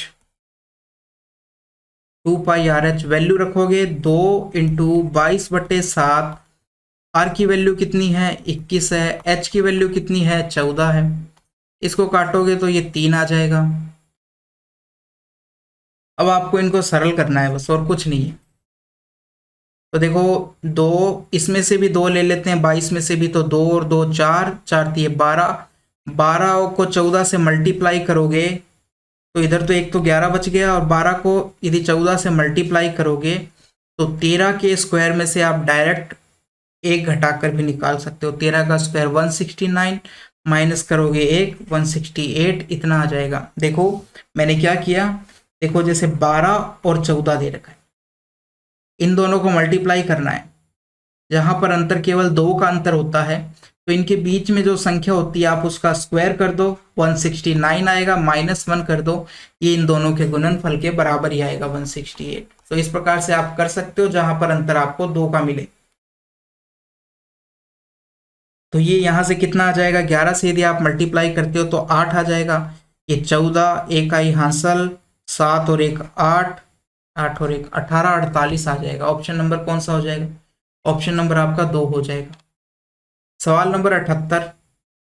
एक मालगाड़ी 5 किलोमीटर प्रति घंटे की और 10 किलोमीटर प्रति घंटे से समान दिशा में चल रहे 2 लड़कों को क्रमशः 21 सेकंड और 24 सेकंड में पार करती है। तो माना कि मालगाड़ी की चाल है x, ठीक है, ये मालगाड़ी की चाल हमने मान ली है x किलोमीटर प्रति घंटा। अब लड़के समान दिशा में चल रहे हैं तो चाल क्या हो जाएगी? दोनों की माइनस हो जाएगी, यानी x - 5 इंटू 21, ये चाल है और ये समय है, तो ये दूरी दोनों टाइम बराबर होगी, क्योंकि पहले भी रेलगाड़ी की जो लंबाई थी उसको पार किया जा रहा है, बाद में भी रेलगाड़ी पूरी लड़के को पार कर रही है, तो लंबाई यानी कि दूरी दोनों बार में बराबर होगी। क्यों? क्योंकि देखो लड़का एक पोल की तरह है, उसमें कौन सी दूरी आएगी? जो रेलगाड़ी की दूरी है। जब रेलगाड़ी एक पोल को पार करती है या एक लड़के को पार करती है तो उस दौरान में जो दूरी आती है वो केवल रेलगाड़ी के बराबर आती है। तो दोनों में लड़का लड़का है, ठीक है, तो दोनों टाइम दूरी बराबर आएगी। तो पहले वाले से हमने दूरी निकाली, x-5 चाल है इंटू 21 समय है, तो इस प्रकार से। दूसरे में निकालोगे आप x-10 करके, और इस प्रकार से ये दोनों दूरी बराबर कर दी हमने। अब यदि आप इसको थोड़ा सा सरल करो तो ये 7 बार जाएगा, ये 8 बार कट जाएगा। तो यहाँ से आपका एक तो 7x हो जाएगा, ये आपका 35 हो जाएगा, 8x माइनस 80 हो जाएगा। तो 8x माइनस 7x करोगे तो आपका x आ जाएगा, और यहाँ पर ये 45 बचा जाएगा। x बराबर आपका कितना आ चुका है? 45 आ चुका है। ये x क्या था? रेलगाड़ी की चाल थी, किसमें? किलोमीटर प्रति घंटे में। तो रेलगाड़ी की चाल आ चुकी है किलोमीटर प्रति घंटे में आ चुकी है। अब हमें जो रेलगाड़ी की लंबाई बतानी है वो मीटर में बतानी है, तो चाल को भी हमें सबसे पहले चेंज करना पड़ेगा। तो सबसे पहले देखो हम क्या करते हैं कि कंपाउंड चाल निकाल लेते हैं, ठीक है, रिलेटिव चाल निकाल लेते हैं। ये तो रेलगाड़ी की चाल है। अब आप दूरी इससे भी निकाल सकते हो, लेफ्ट साइड से भी और राइट साइड दोनों से निकाल सकते हो, कहीं पर भी आप x का मान रखकर। तो मैं मान रख देता हूं 45 माइनस 5 रख दिया, इतना रख दिया। कितना आ गया? रिलेटिव चाल कितनी आ गई उनकी? 40 आ गई है। 45 थी और 5 घटा दिया, क्योंकि रिलेटिव चाल निकाल रहे हैं, क्योंकि लड़का 5 से चल रहा है। तो 40 ये आपकी किलोमीटर प्रति घंटे में आई है। अब आपको क्या करना है कि इसको 5 बटे, यदि मीटर पर सेकंड में यदि चेंज करना है तो 5/18 से मल्टीप्लाई करना पड़ेगा। इस प्रकार से ये मीटर पर सेकंड में चेंज हो गई है, ठीक है। ऐसा का ऐसा ही रखेंगे, इसको चेंज नहीं करेंगे हम, क्योंकि हमें केवल कैलकुलेशन में ही। तो दूरी बराबर कितना आ जाएगा आपका? 40 इंटू 5/18 इंटू 21, ये था। अब इनको आप सरल कर लो। सरल करोगे तो कुछ कट रहा है क्या? ये कटेगा 7 बार, ये कटेगा 3 से 6 बार, ये 2 से 20 बार कट जाएगा, ये 3 बार कट जाएगा। इधर 100 और 3 700 आ जाएगा, 700/3 आ गया है। भाग दोगे तो 2 बार जाएगा सबसे पहले, फिर आपका 3 बार और 1/3 बच जाएगा। 233 सही 1/3%। ऑप्शन नंबर कौन सा हो जाएगा? 4 हो जाएगा। इस प्रकार से सवाल नंबर 80, ब्याज की गणना तिमाही आधार पर की जा रही है और राशि इतनी दे रखी है, वार्षिक ब्याज दर इतनी दे रखी है। तो सबसे पहली बात तो ये है कि त्रिमाही है, तो एक साल में कितनी 3-3 महीने की अवधि होती है? हम कहेंगे टोटल 4 अवधि होती है 3-3 महीने की। तो दर आपकी क्या हो जाएगी? चौथाई हो जाएगी, यानी इसको 4 से भाग देना है। और समय कितना हो जाएगा? समय कितना हो जाएगा? टोटल 9 महीने दे रखे हैं, तो 3-3 महीने की कितनी अवधि हो जाएगी?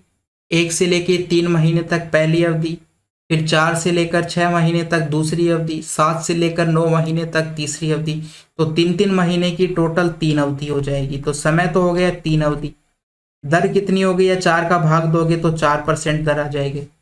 और मूलधन आपका 2,50,000। अब आपका नया सवाल चेंज हो गया, 2,50,000 की राशि है, 4% दर है और 3 वर्ष की 3 अवधि आपके पास। चक्रवृद्धि ब्याज निकालना है आपको। सबसे तरीका आसान क्या है कि देखो, चक्रवृद्धि ब्याज में ये है कि आपको ये ध्यान रखना सबसे जरूरी है कि इसमें 2-3 तरीके हैं। अब कोई सवाल किससे आसान होता है, कोई किसी से आसान होता है, इस प्रकार से है। तो आपको वो दोनों तीनों तरीके आने चाहिए। देखो ये जो सवाल है वो हम कैसे करें कि आसान हो जाए। तो सबसे पहले देखो आप इसका 4% निकालोगे। सबसे पहले 4% यदि निकालते हो, इसका 4% निकालते हो तो कितना आ जाएगा? 10, यानी कि 2,500 आपका 1% हो गया है। तो 10,000 आपका कितना हो जाएगा? 4% हो गया। अब 10,000 का फिर से आप 4% निकालो, देखो हमने क्या किया, मैं इस प्रकार से लिखता हूँ। सबसे पहले क्या राशि थी, 2.5 लाख, इसका 4% निकाला है, कितना आएगा, 10,000 आ जाएगा।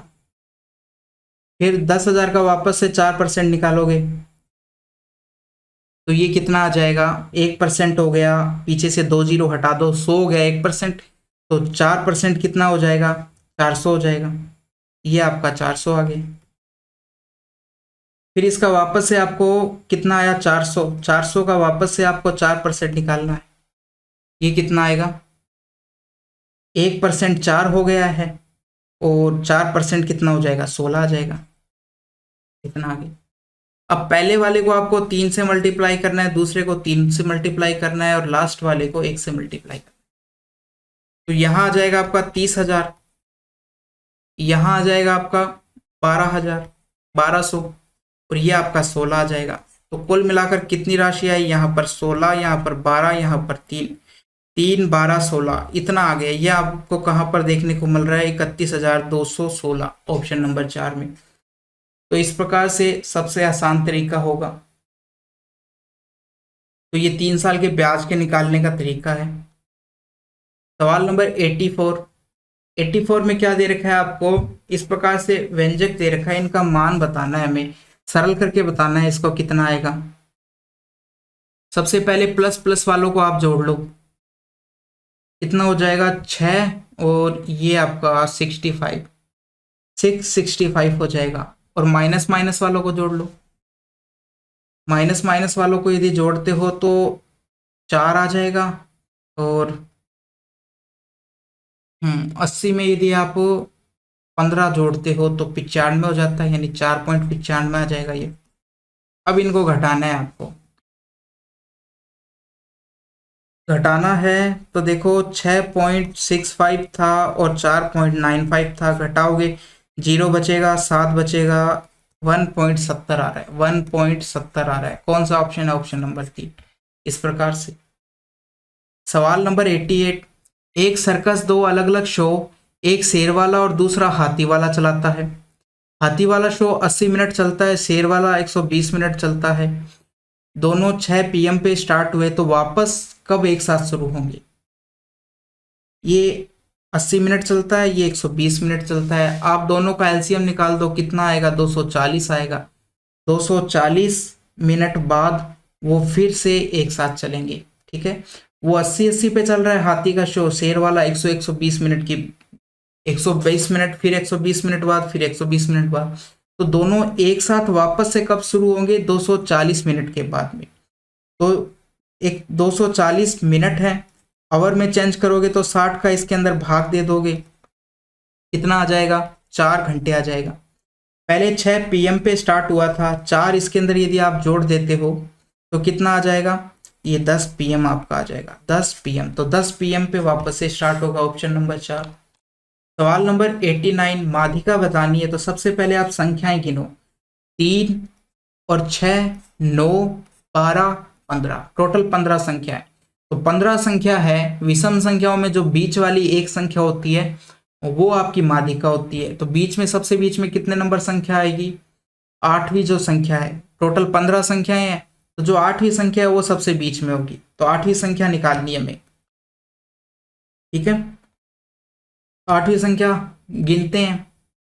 सबसे छोटी संख्या क्या है, 0, 1 काट दिया, 2, 3, 4, 5, 5, 6, 7, 8, 8 पे क्या आया, 3 आया, ये 8 पोजीशन पे आया। तो यही हमारा क्या हो गई है, माध्यिका हो गई है। तो माध्यिका कितनी हो गई है, 3 हो गई है। ऑप्शन नंबर कौन सा हो जाएगा, 3 हो जाएगा। इस प्रकार से कि माध्यिका में क्या करते हैं हम, यदि वैसे देखा जाए तो सबसे पहले संख्याओं को आरोही क्रम में अरेंज करते हैं, और उसके बाद में जो मध्य वाली संख्या होती है वही हमारी माध्यिका होती है। यदि संख्याएं विषम है तो बीच में एक संख्या आती है, यदि सम है तो बीच में 2 संख्या आती है, यदि सम है तो दोनों संख्याओं को जोड़कर 2 से डिवाइड कर देंगे, वो माध्यिका होती है। और विषम में तो बीच में एक ही संख्या आती है, तो वही हमारी माध्यिका हो जाती है। तो सबसे पहले अरेंज करना पड़ता है इनको, और फिर आपको मध्य वाली संख्या देखनी पड़ती है। तो हमने डायरेक्ट संख्याओं को गिना और अरेंज करना यानी वापस नंबर को लिखेंगे तो भी थोड़ा टाइम लगेगा, तो यहीं पे हमने स्टार्ट किया कि छोटी संख्या को सबसे पहले हटाया, फिर उससे बड़ी संख्या को, फिर उससे बड़ी संख्या को, इस प्रकार यहीं पे हम आरोही क्रम में गिनते गए संख्या, और जो 8वें नंबर पे आई वो हमारी माध्यिका हो गई। सवाल नंबर 93, एक रेलगाड़ी 225 मीटर लंबी है, 145 प्रति किलोमीटर प्रति घंटा उसकी चाल है, और कोई इंजन रेलगाड़ी की उल्टी डायरेक्शन में 17 किलोमीटर प्रति घंटे की चाल से रेलगाड़ी को पार करने की कोशिश कर रहा है, तो रेलगाड़ी उस व्यक्ति को कितने समय में पार करेगी? यानी रेलगाड़ी इस डायरेक्शन में चल रही है तो व्यक्ति इस डायरेक्शन में चल रहा है, कहने का मतलब, तो दोनों की चाल ऐसे में क्या होगी, जुड़ जाएगी, तो रिलेटिव चाल दोनों की जुड़ जाएगी, चाल क्या हो जाएगी, दोनों की जुड़ जाएगी। 145 प्लस 17 तो यहाँ से कितना आ जाएगा, 162 हो जाएगा, आपका 162 हो जाएगा, और दूरी आपकी कितनी है, 225 मीटर, तो समय कितना आ जाएगा, समय बराबर आएगा 225। अब ये आपकी जो चाल है वो किलोमीटर प्रति घंटे में है, आपको मीटर प्रति सेकंड में चेंज करना पड़ेगा, तो हमें क्या करना पड़ेगा, इसके लिए 5/18 से मल्टीप्लाई करना पड़ेगा, तो ये हमारी मीटर पर सेकंड के अंदर चेंज हो गई है। बस रख दो अब यही मान, 162 इंटू 5 इंटू 18 ऊपर आ जाएगा। सॉल्व करोगे 5 से यदि काटोगे तो ये 4 बार जाएगा, 5 बार जाएगा। इसको काटोगे 6 से काटोगे तो 12, 6 दूनी 6 7 42, 6 से 3 बार, 3 से काटोगे तो 9 बार, और 9 से काटोगे तो 5 बार, यानी कि टाइम कितना लगा, 5 सेकंड का टाइम लगा। 5 सेकंड में रेलगाड़ी उस व्यक्ति को पार कर जाएगी, ऑप्शन नंबर 4 आएगा। सवाल नंबर 95, किसी आयताकार भूखंड की लंबाई उसकी चौड़ाई से 3 गुनी है, यानी चौड़ाई को हम x मानते हैं तो लंबाई कितनी हो जाएगी, 3x हो जाएगी। तो विकर्ण की पूछी गई है, विकर्ण तो दे रखा है आपको, आयत का परिमाप पूछा है, ठीक है। तो सबसे पहले तो हम x का मान निकालते हैं। विकर्ण किसके बराबर होता है, देखो इस प्रकार से, ये चौड़ाई हो गई, ये लंबाई हो गई, ये विकर्ण हो गया, तो लंबाई का स्क्वायर यानी 9x square plus x square बराबर कितना, विकर्ण का स्क्वायर, विकर्ण का स्क्वायर करोगे तो 18 का स्क्वायर 324, और √10 का 10 हो जाएगा, ये आ गया। तो 10x स्क्वायर बराबर 324 इंटू 10, तो 10 से आपका 10 कट गया, x स्क्वायर बराबर कितना आ गया, 324, तो x का मान कितना आ गया आपका, 18 आ गया, x का मान हमारा 18 आ गया, यानी कि उसकी चौड़ाई कितनी हो गई है, 18 हो गई है, और लंबाई कितनी हो गई है, 18 × 54 हो गई है, 18 × 54 हो गई है। अब हमें क्या करना है कि जो ये हमारा आयत था इसका परिमाप बताना है, परिमाप में 2 लंबाई आती है, 2 चौड़ाई आती है, तो या तो आप 54 को डबल कर दो, या 54 18 को जोड़कर उनको डबल कर दो। 54 और 18 को जोड़ोगे कितना हो जाएगा, ये आपका 12 7 72, और इसको आप डबल कर दो, क्योंकि देखो 2 बार लंबाई है 2 बार चौड़ाई है, तो हमने लंबाई चौड़ाई को जोड़ा और डबल कर दिया, ये आपका 144 आ जाएगा डबल करने पर। ऑप्शन नंबर कौन सा हो जाएगा, ऑप्शन नंबर 3 हो जाएगा। सवाल नंबर 101, उस समकोण त्रिभुज का क्षेत्रफल कितना होगा जिसकी भुजाओं की लंबाई 10 सेंटीमीटर, 24 और 26 दे रखी है। क्षेत्रफल बताना है। त्रिभुज कैसा है, समकोण है, समकोण है इसका मतलब सबसे बड़ी भुजा कौन सी है, ये कर्ण हो गया, बाकी 2 में से कुछ भी ले लो, एक को लंब ले लो, एक को आधार ले लो। तो समकोण त्रिभुज का क्षेत्रफल क्या होता है, 1/2 इंटू लंब इंटू आधार होता है, या आधार इंटू लंब होता है। तो 10 इंटू 24 को अब मल्टीप्लाई करना है, इनको मल्टीप्लाई करोगे 2 से इसको भाग दोगे तो 12 आ जाएगा, 120 आपका सेंटीमीटर स्क्वायर क्षेत्रफल आ जाएगा। कौन सा, ऑप्शन नंबर 1 हो जाएगा। सवाल नंबर 104, एक 265 मीटर लंबी रेलगाड़ी 61 किलोमीटर प्रति घंटे की चाल से चल रही है, सम्मुख दिशा में 47 किलोमीटर प्रति घंटे की चाल से आ रही 245 मीटर लंबी अन्य रेलगाड़ी को कितने समय में पार करेगी। देखो एक रेलगाड़ी इधर से आ रही है, दूसरी इधर से आ रही है, ठीक है, तो इसकी चाल 61 है, इसकी 47 किलोमीटर प्रति घंटा है, तो दोनों की चाल जुड़ जाएगी, कितना हो जाएगा, ये आपका 100 और 108 हो जाएगी चाल, 108 किलोमीटर प्रति घंटा। और ये किलोमीटर प्रति घंटा में, यदि मीटर पर सेकंड में यदि इसको चेंज करें तो 108 इंटू 5/18, 18 से ये 6 बार जाएगा, यानी कि 30 मीटर पर सेकंड आ जाएगी चाल। चाल आ गई है 30 मीटर पर सेकंड। दूरी भी जुड़ जाएगी दोनों, पहली रेलगाड़ी की 265 है, दूसरी की 245 है, तो कुल टोटल दूरी कितनी हो जाएगी, दोनों को जोड़ोगे तो ये आपका 250 और 10 260 हो जाएगा। 250 क्या 510 हो जाएगा, 510 मीटर हो जाएगा। तो अब पार करने में समय कितना लगेगा, दूरी इतना है, चाल 30 है, 0 से 0 कट जाएगा, 17 आ जाएगा, 17 सेकंड के अंदर पार कर देगी एक रेलगाड़ी दूसरी को। ऑप्शन नंबर कौन सा हो जाएगा, 3 हो जाएगा। 105, वह छोटी से छोटी पूर्ण वर्ग संख्या ज्ञात कीजिए जो 27, 54 और 72 से प्रत्येक से विभाजित होती है। इन सब से विभाजित होती है, ठीक है। अब देखो ये 27 है आपका, 27 का मतलब 3 की क्यूब, 3 की क्यूब, 3 की क्यूब कह दो, यानी कि इसके अंदर 9 भी आएगा, 3 भी हो सकता है, 27 भी हो सकता है। ओके।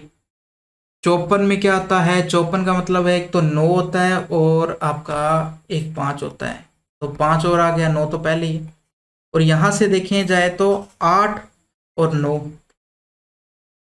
तो ये इनका एलसीएम आ चुका है, यानी कि वो संख्या आपकी है ना 27 से भी विभाजित होनी चाहिए, या 3 से भी होनी चाहिए, 9 से भी होनी चाहिए, 5 से भी होनी चाहिए, 8 से भी होनी चाहिए।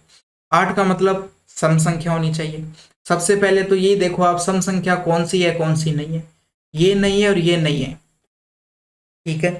तो ये कट गए हमारे दो ऑप्शन, कि ये भी सम संख्या नहीं है, ये भी नहीं है, तो ये दोनों ऑप्शन कट गए, होनी चाहिए सम संख्या। अब ये दो ही ऑप्शन आपके पास बचे हैं, दो ऑप्शन बचे। 54, 54 का मतलब 5 नहीं होता है, 9 और 9 को कितने से करोगे, 27 को 2 से कर दोगे, ठीक है। ठीक है, 54 का तो कोई मतलब नहीं है इसमें, तो 2 आया है और 9 आया है, चलो 9 से और 8 से होनी चाहिए 5, 5 का तो है ही नहीं।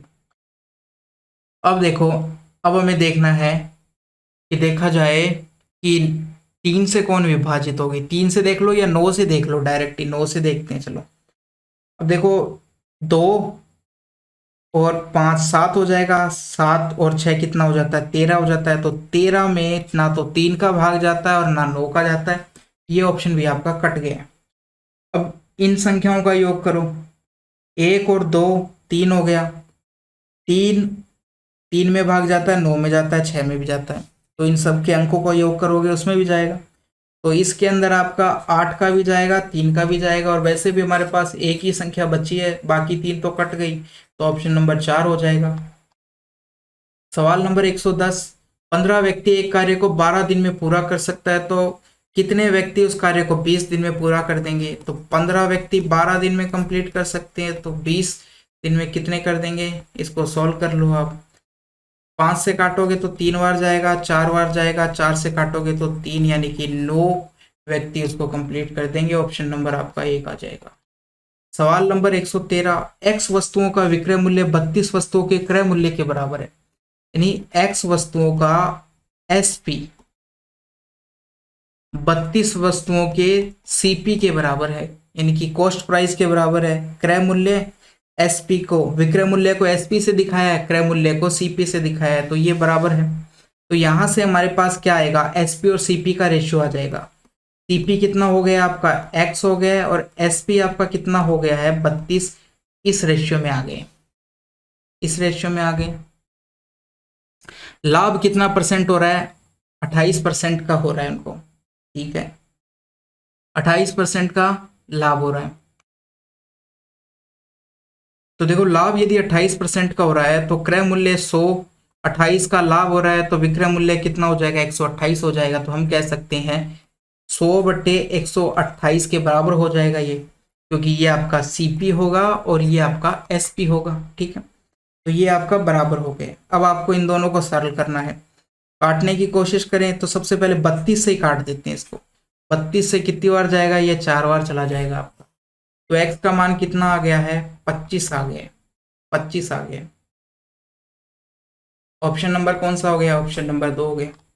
सवाल नंबर 117, निम्न विकल्पों में दी गई कौन सी संख्या 12 से विभाज्य है। 12 से विभाजित देखनी है। 12 में एक तो 3 होता है और एक 4 होता है, तो आप सबसे पहले देखो कि सम संख्या कौन सी है, विषम कौन सी है, तो सारी की सारी सम संख्या। अब देखो 4 से कौन सी विभाजित हो सकती है, तो लास्ट की जो 2 डिजिट यदि 4 से विभाजित है तो वो संख्याएं 4 से विभाजित है, लास्ट की 2 डिजिट। तो लास्ट में 44 है, ये भी विभाजित है 4 से, 76 भी विभाजित होगा, 96 भी होगा, 92 भी होगा। तो ये 4 से तो सारी संख्याएं विभाजित है। अब 3 का हमें चेक करना पड़ेगा, तो संख्याओं को जोड़ना पड़ेगा। 1 और 5 6 हो गया, 7 13 हो गया, 8 21 हो गया, 21 और 8 कितना होता है, 21 और 8 29 होता है। 29 में 3 का भाग नहीं जाएगा, तो ये कट गया आपका। 2 और 10 होता है, 10 19 हो गया, 19 और 7 26 हो गया, 26 और 6 32, ये भी नहीं जाएगा 3 का भाग।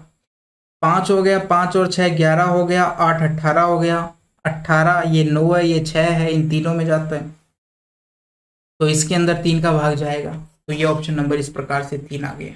चौथे को चेक करने की जरूरत नहीं है, जब तीसरा आ गया है तो। सवाल नंबर 120 की बात करें, निम्न ग्राफ अपने कार्यस्थल पर पहुंचने हेतु परिवहन के विभिन्न साधनों का उपयोग करने वाले कर्मचारियों की संख्या को दर्शाता है। चलकर गए, बस के द्वारा, कार के द्वारा, साइकिल के द्वारा। कार्यस्थल पर पैदल जाने वाले कर्मचारियों की संख्या बस से जाने वाले कर्मचारियों की संख्या से लगभग कितने प्रतिशत अधिक है। यहां पर देखो, आपको पैदल चलने वालों की संख्या लिख देता हूं, 55 है, और बस से है 35, तो कितना अधिक आ गए हैं, 20 अधिक आ गए हैं। किससे, परसेंटेज के लिए निकालोगे तो बस वाले से हमें तुलना करनी है, ठीक है। कार्यस्थल पर चलने वाले बस की तुलना में इतना अधिक है। अब देखो, इसको सरल करें, 5 से काटोगे तो 4 जाएगा, 5 से काटोगे तो 7 बार जाएगा। कितना आ रहा है ये, 7। 1/7 का मान कितना होता है, या 100 में 7 का भाग दोगे तो कितना आता है, 14 से ही 2/7 आता है। 14 चौका 56, 14 चौका कितना होता है, 56 होता है, और 2 से करोगे तो 8/7 आ जाएगा। तो ये आपका 57 सही 1/7 इतना आ जाएगा। उसने लगभग में पूछा है, तो 57 के आसपास जो भी आंसर है वो हो जाएगा। तो 57 ऑप्शन नंबर 4। तो दोस्तों, यहाँ पर अपना आज का पेपर कंप्लीट हो गया है। इसमें आपने एक चीज नोट की होगी, स्टार्टिंग में जो सवाल थे वो ज़्यादा हार्ड थे, लास्ट के अंदर जो सवाल थे वो थोड़े आसान थे। तो पेपर करने का तरीका ये है कि आप है ना, उस पेपर को 2 या 3 बार में करो। सबसे पहले आप जो देखते ही जो सवाल हो रहा है उसको करके आगे बढ़ो, जिसमें टाइम लग रहा है उस सवाल को छोड़ दो आप, जिससे आप लास्ट तक पहुंच जाओगे। सारे सवाल आपने देख लिए, फिर जो सवाल रह गए हैं अब उनको आप क्या करो, उनको अब दूसरी बारी में आप करने की कोशिश करो। तो इस प्रकार से करोगे तो आपके सवाल है ज़्यादा अटेम्प्ट होंगे। ये फैक्ट बात है। आप पेपर में जब ऐसी अप्लाई करके देखना कि पेपर को 2 या 3 बार में करना चाहिए। एक चीज़ तो हम जैसे पहले देख लेते हैं और उसको फिर वापस से करते हैं, तो कुछ चीज़ें तो ऐसा होता है कि वो चीज़ हमसे अपने आप हो जाती है। कई बार पहली बार में नहीं होती है, दूसरी बार में हो जाती है। और दूसरी बात, हम यदि पेपर काफ़ी ज़्यादा हार्ड है कि टाइम टेकिंग है पेपर, तो हमने पूरा पेपर जो आसान आसान सवाल है वो हम कर चुके हैं, तो हमने नंबर ऑफ सवाल, जो नंबर ऑफ क्वेश्चन है वो ज़्यादा अटेम्प्ट कर लेंगे। और यदि हम लाइन से यदि ऐसे चलें कि सारे सवालों को करते हुए जाना है हमें, चाहे टाइम लगे कुछ भी, तो हम सवाल कम अटेम्प्ट कर पाएंगे। तो पेपर की स्ट्रेटजी बनाना बहुत ज़रूरी है, करना पेपर को भी बहुत ज़रूरी है। तो इस प्रकार से, और बाकी दोस्तों आज का पेपर कंप्लीट हो चुका है। कैसा लगा आपको ये आप कमेंट में बताना, अच्छा लगा तो लाइक करना। मिलते हैं इसी प्रकार के एक और पेपर के साथ। थैंक यू दोस्तों।